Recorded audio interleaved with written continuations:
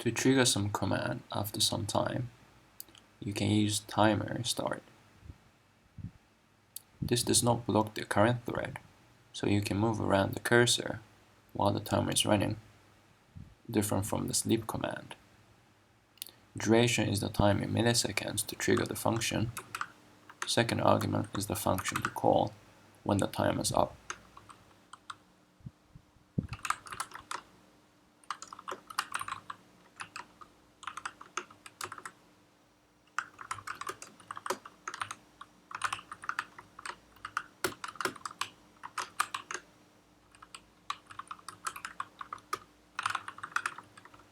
Let me put 2 seconds.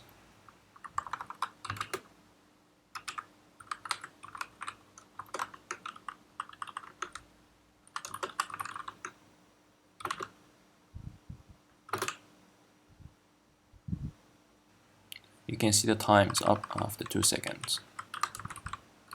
Let me add some highlight to the message so that it's clear, and put it back to none after time is up. Now we can see better.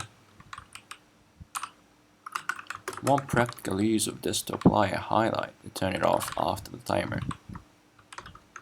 We can set cursor line and cursor column and turn it off after a few seconds. Some people put this to make it easy to find the cursor when they change windows.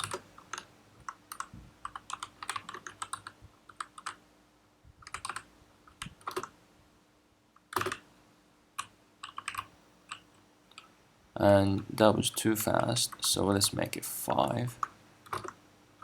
You can see you can move around, and after 5 seconds it turns off with the message. Let's also check the highlight is off too.